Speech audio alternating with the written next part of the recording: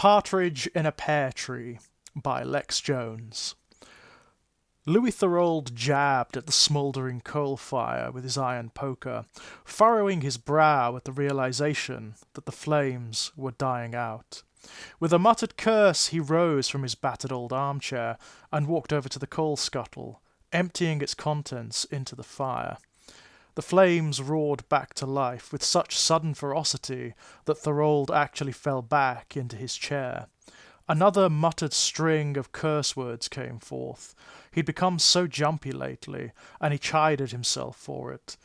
Starting at shadows and loud noises, the stuff of childhood and malingering nonsense. Not suitable for a retired bank manager by any stretch of the imagination.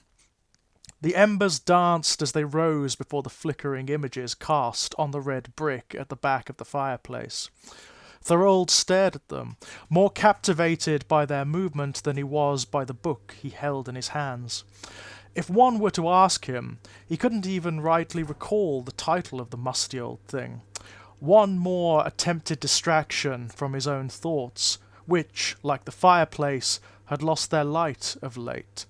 With a harumph, he placed the book down on the side table and walked over to the window. The garden beyond the glass was barren, its poorly tended plants dead or overgrown with no apparent middle ground. The grass, too, was in a similar shared state of being long overdue a cut, or patchy with large areas of brown earth showing through.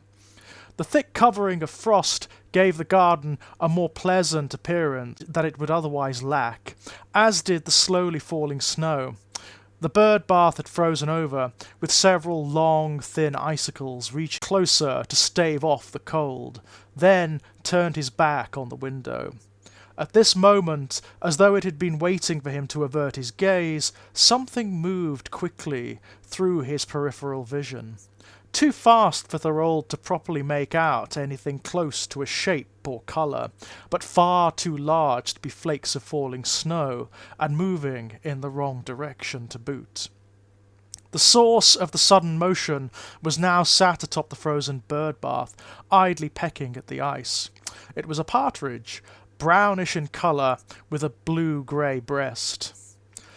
"You won't get any water from that today," Thorold scoffed, hiding his moment's irrational fear beneath scorn poured onto a creature he considered lesser than himself. The bird cocked its head to one side, glancing up at the window with a look that suggested it heard Thorold talking to it. "Shoo! Get away!" he called, tapping on the glass as though the bird might understand the gesture. Sure enough, the bird flew away at the sudden sound, leaving the garden empty once more. The snow had started to settle now, the sight of which caused Thorold to return to his seat at the fire.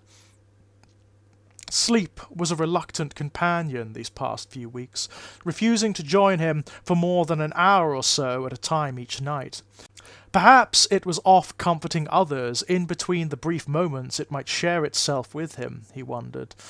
Louis Thorold knew all about that, of course. The imagined figure of sleep would hardly be the first being to treat him in such a way. Nevertheless, he closed his eyes as they grew heavier, happy to remain in his chair rather than moving to the bedroom, if this was where sleep was to be found. A sudden flurry of sound and motion in the fireplace brought him immediately back from the drift towards slumber. His gaze went sharply forwards to the fire, where he saw something resting on the coals there. The very same coals which still burned, being in no way cool at this stage. Yet, despite this fact, something clear stood there, its head tilting from one side to the next as it stared out at Thorold. The partridge, as content and relaxed as it had been stood on the edge of the frozen bird bath. How could it be in the flame? How could it stand, its feathers unsinged, the heat and smoke not seeming to bother it one bit? Thorold scratched the side of his temple, the nervous itch there feeling like a tiny beak was rapidly pecking at him. His confusion at the bird in the flames turned to frustration, and so Thorold grabbed his poker and swung it in the direction of the fireplace. The bird didn't move. Thorold rose from the chair and jabbed at the bird now, a focused strike rather than a general movement to scare it away. The poker passed right through the bird, as though it wasn't even there. He swung again, wilder this time, so that he actually knocked several pieces of coal onto the floor. Dropping the poker, he frantically gathered the coal up, using the scuttle and the edge of his shoe. When he went to empty it back onto the fire, the bird was gone. In point of fact, Thorold now doubted it had been there to begin with. Poppycock and nonsense, he huffed, noisily replacing the coal scuttle and fire poker before retiring to his bedroom. The following morning, Louis Thorold shuffled down his creaky wooden staircase to the living room, eager to start the fire given the fresh snowfall. The garden was now a blanket of white, the only discerning features being the bird bath and the pear tree. As Thorold made up the fire and went to light it, he saw something which he had not been expecting, something that nobody would expect, if truth be told. Across the hearth and down onto the floor were a series of tiny black footprints, the prints of a bird that had been standing on coal dust, it appeared. Bloody blasted bird, Thorold hurled the coal scuttle and then went to get dressed. After venturing into town, he returned in the mid-afternoon with a chimney sweep in tow. Bird's nest or something up there, has to be, Thorold grumbled, as the chimney sweep started preparing his broom. You might get that in summer, but if you had the fire on, there's not much chance of that, sir, the sweep replied. Don't argue with me. I know what I saw. A partridge came right down that chimney. A partridge, sir? Yes. What of it? Don't they nest on the ground? Why would one ever nest up a chimney? I'm not a damned bird expert. Just clean the bloody chimney. Right you are. I've got to say, this house looks familiar. Have I done a job for you before? Asked the sweep. You may have, yes. I like to hire people that I know will do a good job. There was a young woman here last time, I recall. My wife, yes. No longer here, I'm afraid. Oh, I'm very sorry. Was it the consumption? A lot of women falling to that around here. No, she's still alive. Well, as far as I know. Ran off with one of her lovers. I found the letters. That's a shame, sir. Sorry to hear that. My own fault for taking a much younger wife. I should have known, Thorold shrugged. Anyway, I'm going to pop the kettle on the stove if you want a hot tea when you're done clearing my chimney of birds. That very evening, Thorold had found himself once more unable to truly absorb himself in his book, and had chosen to stand a while at the window, watching the snowfall on the ground. It was only a light and steady falling of snow now, but the garden was already crisp and white from the previous day's flurries. The chimney sweep had finished his work and left that afternoon. The chimney was now the cleanest it had ever been, but this didn't remove Thorold's frustration at the fact that nothing resembling a bird's nest had been found. No traces of feathers, no stray twigs, nothing to suggest a bird had nested in any of the small outcrops found high up in the flume. The sweep didn't like to say that his customer must have been imagining things, but Thorold knew that was what he must have thought. Thorold might think that himself, were he not so stubbornly sure of what he'd seen. Why would he hallucinate a partridge of all things? There was simply no sense in it. A thirsty man might see a cold glass of water before his eyes, which did not truly exist, or a frozen one might see a roaring fire. But a partridge? Nobody would have reason to picture that. Shaking his head in dismay, Thorold fumbled in his pocket and found his pipe. Tapping some tobacco into it, he struck a match and took his first puff. As he blew out the smoke, he saw something through the rising swirls of grey. Something was hanging from the frozen branches of the pear tree. Had some bird or squirrel froze to death whilst clinging there, he wondered? The shape didn't look right for that, but he couldn't make it out through the snowfall and the frost on the window. A not insignificant portion of his mind told Thorold to leave it be, and whatever it was, it didn't matter, and that he ought to try once more to enjoy his book. The greater portion, however, was sure to override this, as that was where his curiosity resided. Chiding himself with a great sigh, Thorold threw on his greatcoat and boots and ventured out into the garden. He tried to remain on the approximate location of the stone path, but it was difficult to be sure with the complete whiteout covering the garden.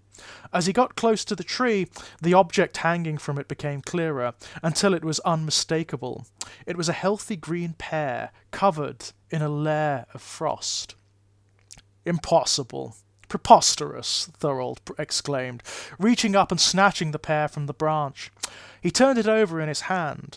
It wasn't a mirage or an icicle that had fooled his eyes.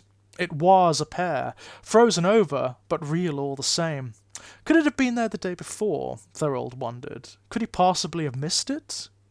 But no. Even if it had, that makes little more sense. A pear wouldn't grow at this time of year, and certainly not so healthily. A single day either way would make no difference to the fact. Thorold pocketed the frozen fruit and returned to the house.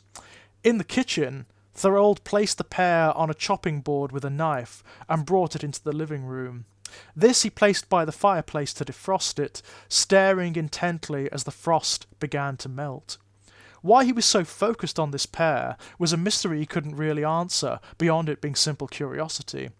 Once more his mind battled with itself over the relevance and even sanity of what he was doing, but the curiosity won out, as it always would.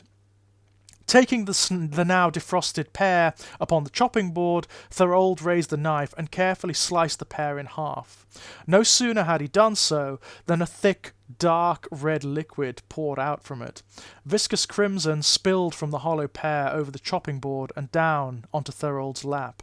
It was warm and had a metallic smell to it like copper.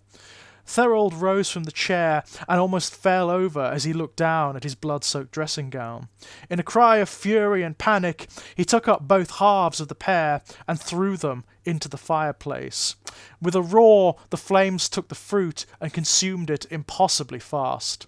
Thorold watched it burn, the fire dancing in his eyes, and then looked at his blood-stained hands.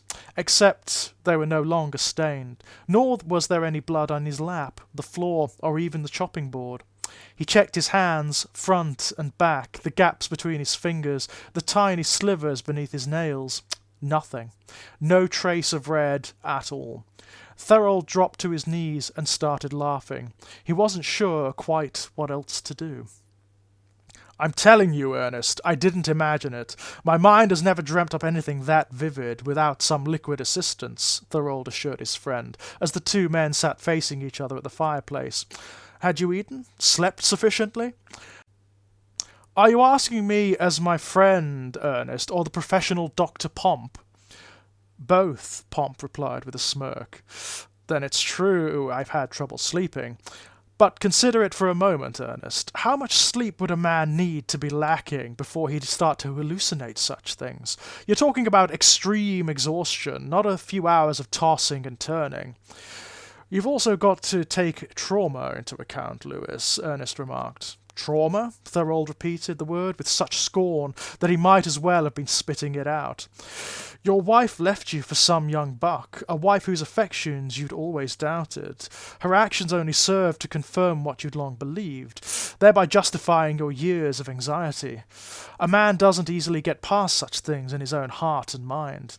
That was years ago. She left on Christmas Day, in fact, the first day of Christmas, if you follow that tradition, meaning I spent the next 11 in misery and isolation." "Exactly. This time of year is traumatic to you, and Christmas is only a few days away now. It makes sense that the grim associations for you would come back." "I thought you were a doctor of the body, not the mind," Thorold scoffed. "The two are more closely linked than most think," Pomp corrected him. "We can stress ourselves into illness, after all. I'm not ill." "What's your suggested alternative, then? Ghosts? Apparitions? Why would you be haunted by such things, if we assume they exist? I didn't say I had any answers. I just wanted to share with you what I saw. Look, why don't you spend Christmas with my family and I? It'll give you something to look forward to, and more importantly, get you out of this house." "No," Thorold replied with a firm shake of his head. Why on earth not? I know my wife isn't the greatest roaster of goose, but you could do far worse. It's nothing to do with your wife's cooking, and you know it. I just think it's important that I spend my Christmas alone here. This is my house, my home.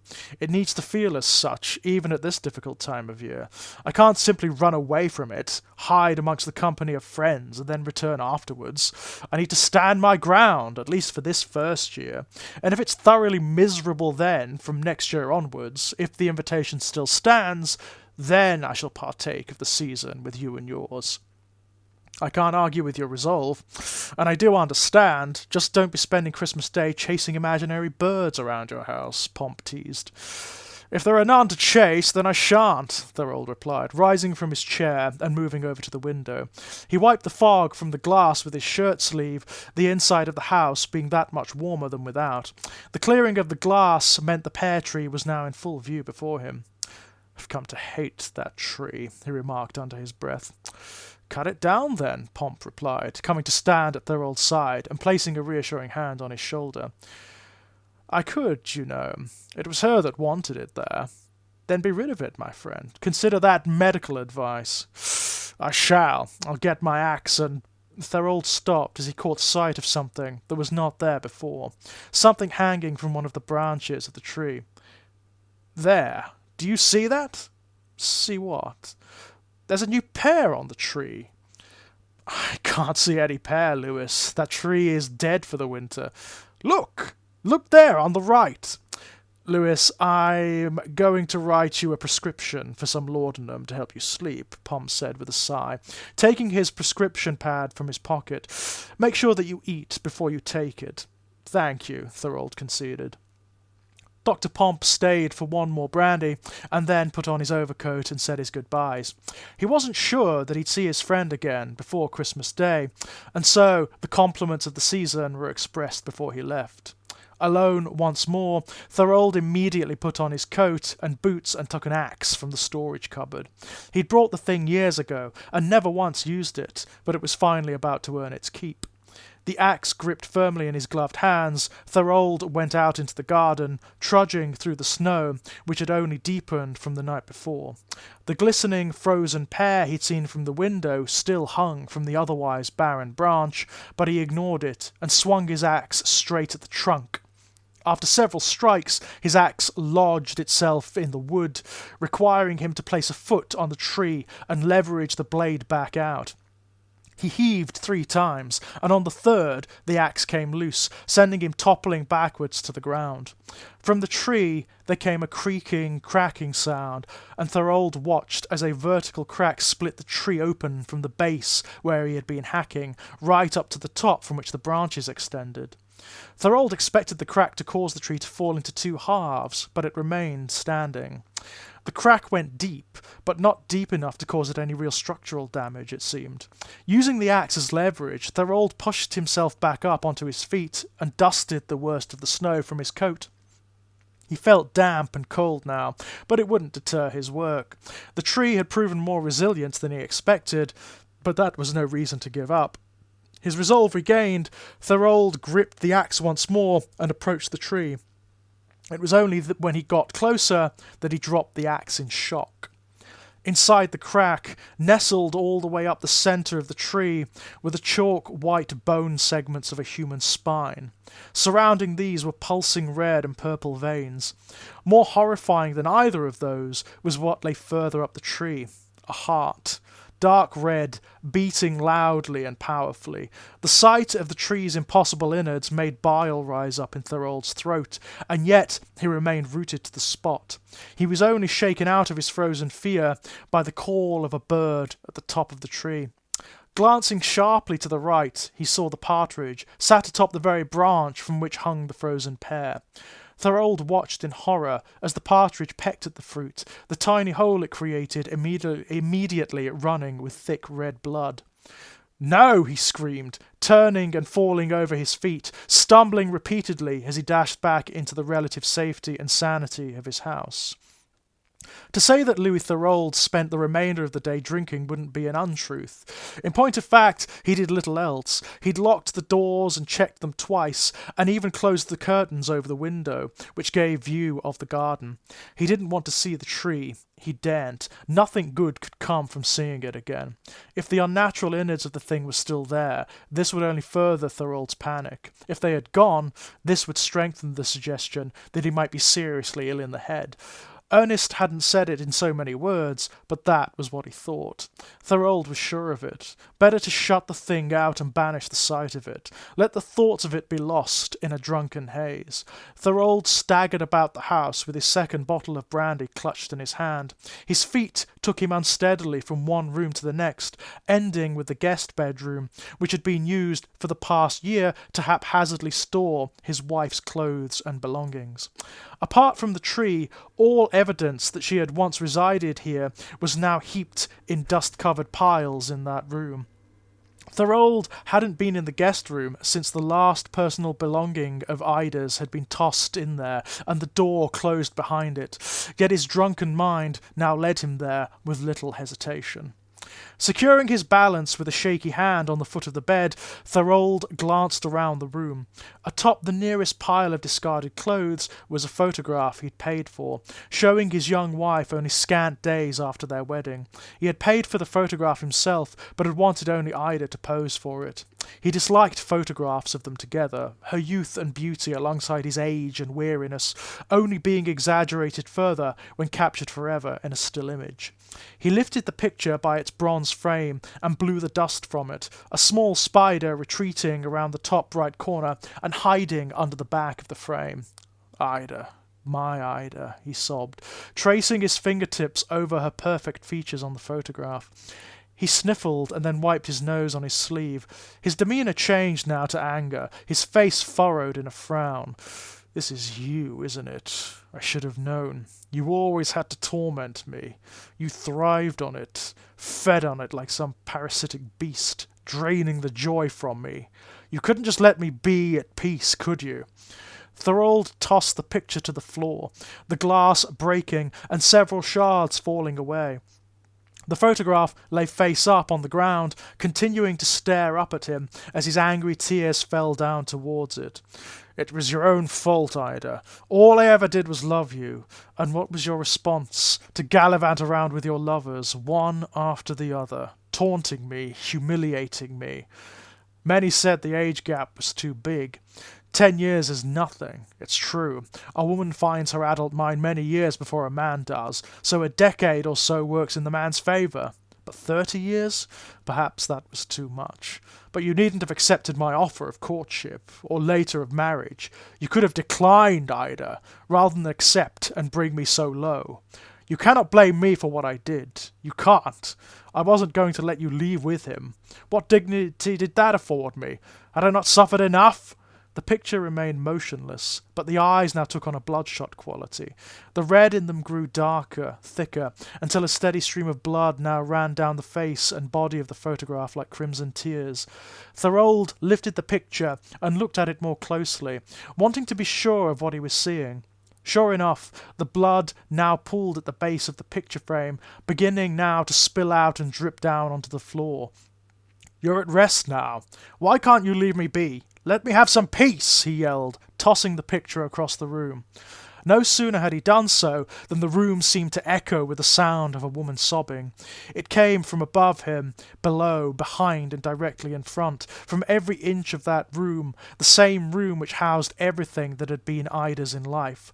Thorold covered his ears with his hands and screamed to drown out the noise, finally finding his feet and running from the guest room, closing and locking the door behind him. Mr. Louis Thorold spent his first Christmas Eve as a secret widower, sat alone by his fireplace, a decanter of brandy close by to constantly refill the tumbler glass in his hand. There was no wreath, no ivy around the hearth, no candles lit in celebration of the season. Ida had been one for partaking in all of that, and he had no wish to do anything that might encourage the calling up of her spirit. There had been quite enough of that already, as far as he was concerned. Tonight was to be spent in silence, drinking until sleep came. Or such was his plan, anyway. But the fates often decide that the plans of men, great or small, will not come to pass. The gas lamps were lit all through the house, in every room except the guest room, which remained locked. The darkness had taken on a frightening quality of late, and Thorold did not wish to be alone in it. Not during this night, above all others, the last night she drew breath before his tightening grasp took it from her pale throat forever. When he allowed his thoughts to wander to that night, he questioned himself about whether he regretted it. Those who knew him were well aware of her affairs, and her plans to leave him, so her sudden disappearance had brought no suspicion on Thorold whatsoever. It was hardly as though her waiting lover could contact the police and alert them that she had never appeared on his doorstep as they had planned. He must have surely assumed that she had opted to remain in her marriage and cease their contact. With the threat of the law removed, all that really remained to torture Thorold about the matter was his own conscience, and that had always been strangely light about the matter. Perhaps it was the accumulation of her harsh words and loveless actions, humiliation upon humiliation, ending with a moment's righteous fury. Others would not see it this way, of course, even if they understood Thorold's anger, but his own mind was settled on the matter, and not the slightest bit troubled by it. At least it had been, until the first night he'd witnessed the Partridge sitting in the pear tree. If the hallucinations were truly the product of his own nagging morality, why wait close to a year in which to trouble him? He couldn't reconcile this at all, and yet he still refused to outright accept the existence of ghosts. To think too strongly on the matter led to greater anxiety, so a better option seemed to be to let his mind sink into a drunken stupor for the remainder of the season. Thorold was happily doing just that when he heard a creaking from the upper hallway. A chill travelled the length of his spine, causing him to dig his nails into the brown leather of his armchair. Another creak, closer to the top of the stairs this time, as though someone were walking along it. The layout of Thorold's house was such that one had to open a door at the base of the stairs to then enter the living room. This door lay behind where Thorold currently sat, and was visible to the right side of his peripheral vision. The same door was also currently closed, in his desire to maintain the heat and light of the room. The chill down his spine changed to a cold sweat at the sight of the door creaking open behind him, slowly but deliberately, not an act of old hinges or a stubborn draught. Thorold closed his eyes, not wanting to risk the imagined sight of a rotting corpse standing in the doorway behind him. A corpse dressed in the same clothes it had worn the night she had planned to leave him. His eyes closed as tightly as they could be, his teeth grinding together. The room fell silent. This silence was more chilling to him than the creaking floorboards had been a moment ago. Whatever had stood in the doorway now whispered his name. It felt though it came from lips that were right next to his ear, bringing with it an icy cold breath that made him whimper. Finally, the tension in his body proved too great, and Thorold sprang to his feet, grabbing the iron poker as he did so. Spinning around so that the fireplace was now behind him, Thorold gripped the makeshift weapon and stood ready to face what haunted him. Of course, there was nothing there. The door to the staircase and hallway was also closed as he had left it. Thorold smirked, the adrenaline surging through him now, leaving and making him feel somewhere between euphoric and exhausted. He wanted to laugh, and felt as though he just might, but then the silence was broken once more by a new sound. Tiny footsteps walked along the floor, almost too quiet to perceive above the crackle of the fireplace. He looked all about him for the source of the sound, but all he saw were a line of tiny black footprints along the floor, starting at the hearth. The bird again. That damnable Partridge. Thorold swung his poker wildly, as though the bird were invisible and yet might still be struck. The poker made contact with nothing, save a few ornaments atop the fireplace, which duly broke as they greeted the floor. Thorold chided himself, and immediately stooped to pick up the remains. As he did so, the floorboard beneath his hand buckled and rose as though something was pressing beneath it. Thorold staggered back and fell into his armchair, helpless to do anything but watch as a dark root of a tree pushed its way from beneath his floorboards and moved across the floor towards him like a snake. Others joined it as they uprooted other parts of the floor, all making their way slowly in the direction of the seated Thorold.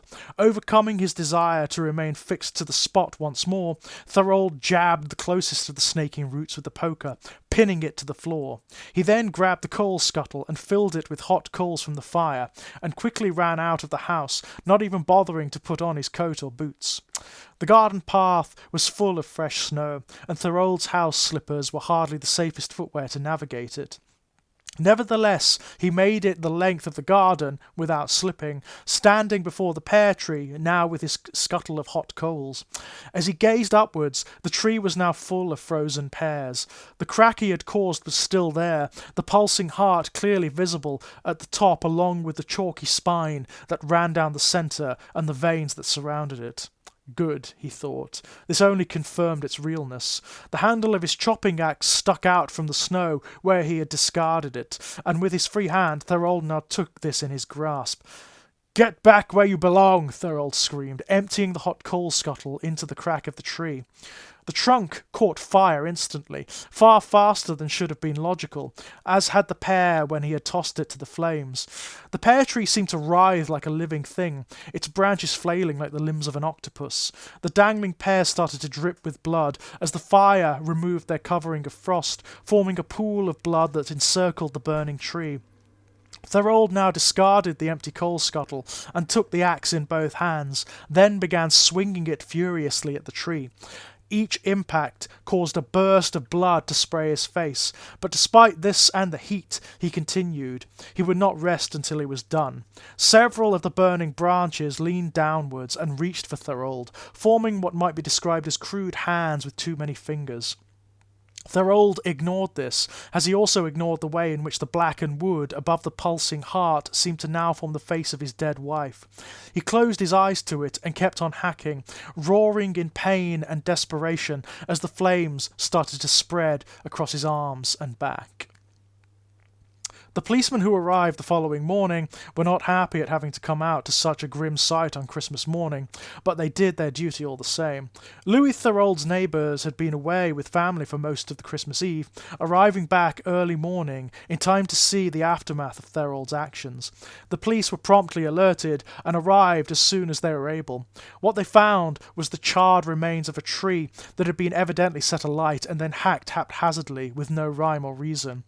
If one were aiming to simply cut down the tree, the strikes would be focused repeatedly at the trunk, and yet the various axe wounds all about the tree indicated nothing close to this.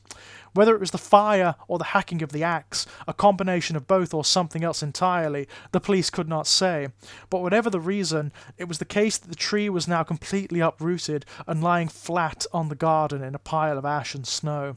Its blackened roots pointed towards the house like a grasping hand. More disturbing than any of this, however, was the discovery of the two corpses that accompanied the tree. One was a blackened husk clutching an axe, several tree branches surrounding it as though it had been caught in their grasp before it died. The second corpse had evidently been buried beneath the tree itself, uprooted now by its falling. This corpse was smaller, clearly female. It was wearing a coat and dress and buried next to a suitcase full of clothes, money, and travelling papers. A very Merry Christmas to you, my loves. Bye-bye!